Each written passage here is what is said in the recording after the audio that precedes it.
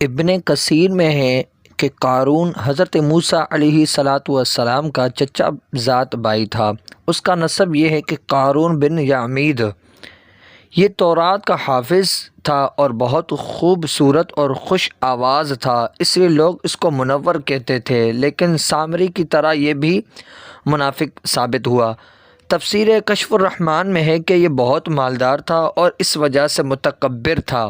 اس کے خزانے کی کنجیاں بہت وزنی تھی، پہلے لوہے کی کنجیاں تھیں، پھر لکڑی کی بنوائی گئی، جب وہ بھی بھاری ہو گئی تو پھر چمڑے کی بنوائی گئی، اور فرعون کی طرف سے بنی اسرائیل سے بیگار لینے پر مقرر تھا، اور مزدوری اس کے ہاتھ سے ملا کرتی، اس کام میں اس نے خوب مال کمایا۔ معارف القرآن میں ہے کہ حضرت یوسف علیہ السلام کا مدفون خزانہ اس کے ہاتھ لگا تھا، جس کی وجہ سے یہ مالدار ہوا۔ جب حضرت موسیٰ علیہ السلام کے ہاتھوں فرعون غرق ہوا تو بنی اسرائیل کی بیگار بھی ختم ہو گئی، جس کی وجہ سے اس کی روزی موقوف ہو گئی۔ اس بنا پر یہ حضرت موسیٰ علیہ السلام کے ساتھ حسد رکھتا اور آپ کے 100 طرح کے عیب نکالتا اور تہمتیں لگاتا، اور دوسرے یہ کہ اس کی خواہش تھی کہ بنی اسرائیل کی قیادت مجھے ملے، اور اس کی حضرت موسیٰ علیہ السلام سے اس نے شکایت بھی کی تو آپ نے فرمایا یہ جو کچھ ہے اللہ کی طرف سے ہے، مگر وہ اس پر مطمئن نہ ہوا اور حضرت موسیٰ علیہ السلام سے حسد کرنے لگا، اور قوم کے علماء نے اس کو زکوٰۃ دینے کی ہدایت کی تو اس نے صاف انکار کر دیا کہ میرے اس مال میں کسی کا کوئی حصہ نہیں، یہ مال میں نے اپنی محنت اور ہوشیاری سے حاصل کیا ہے۔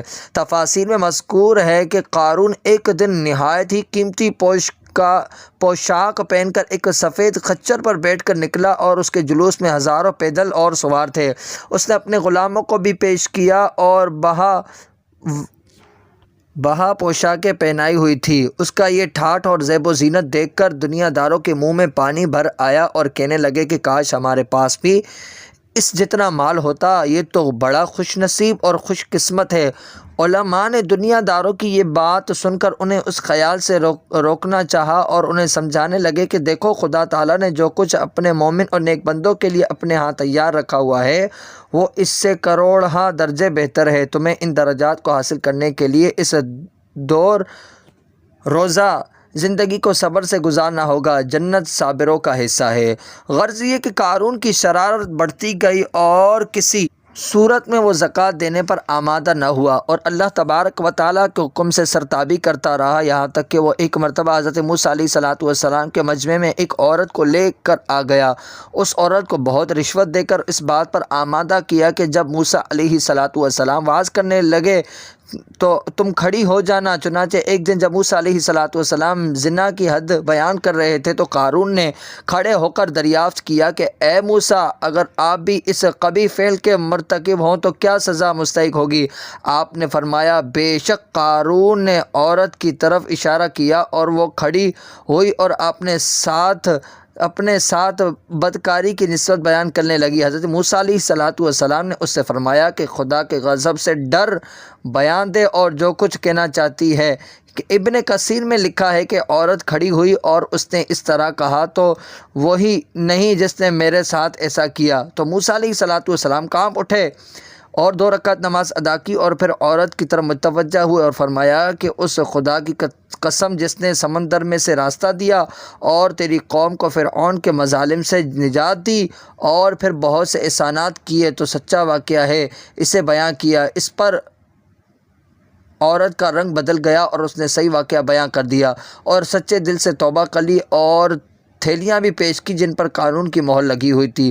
اس مجمع میں قارون پر ملامت ہونے لگی۔ موسیٰ علیہ السلام سجدے میں گر گئے اور دعا کرنے لگے۔ ارشاد ہوا زمین کو حکم دو، یہ تمہاری اطاعت کرے گی۔ موسیٰ علیہ السلام نے زمین سے فرمایا کہ اے زمین اس کو پکڑ لے۔ قارون زمین کے اندر دستا شروع ہو گیا۔ اس سے قبل آپ نے فرمایا کہ تمام بنی اسرائیل یہاں سے چلے جائیں اور صرف قارون اور اس کے ساتھی یہیں ٹھہرے۔ صرف 2 آدمی قارون کے ساتھ بیٹھے رہے اور وہ بھی زمین میں دسنے لگے۔ ان سب نے چلانا شروع کر دیا اور موسیٰ علیہ السلام سے معافی مانگنے لگے۔ آپ برابر زمین کو حکم دیتے رہے کہ اس کو پکڑ لے، یہاں تک کہ زمین قارون کو چلی گئی۔ بعض مفسرین نے صرف قارون کے دسنے کا ذکر کیا ہے۔ دستے دستے بھی قارون آنکھوں کے اشارے سے معافی مانگتا رہا، لیکن موسیٰ علیہ السلام نے اس کو معاف نہ کیا۔ بنی اسرائیل کے بعض لوگوں کو شبہ ہوا کہ حضرت موسیٰ علیہ السلام نے اس کے مال پر قبضہ کرنے کے لیے ایسا کیا، اس لیے اس کا مال بھی زمین میں دھنستا گیا۔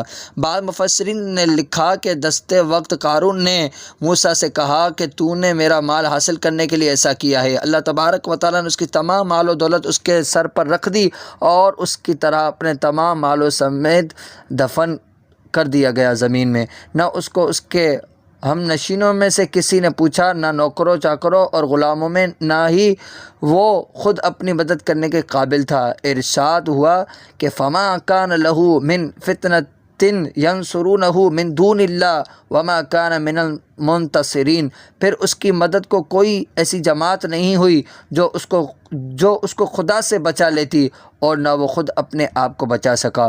جب قارون کا یہ انجام ہوا تب دنیا داروں کی آنکھیں کھلی، جو کل تک یا لیت لنا مثل ما اوتی قارون، کاش ہم بھی وہ ساز و سامان ہمیں بھی ملتا جو قارون کو ملا، کہتے تھے۔ اس کا حشر دیکھ کر کہنے لگے، بس جی معلوم ہوا کہ بندوں میں سے کسی پر روزی کی فراخی، کسی پر تنگی، یہ نصیب اور بد نصیبی کی علامت نہیں، اس کو مالداری نے تباہ کر دیا اور ہمیں غریبی نے بچا لیا۔ اگر ہم بھی مالدار ہوتے تو شاید ہمارا بھی یہی حشر ہوتا۔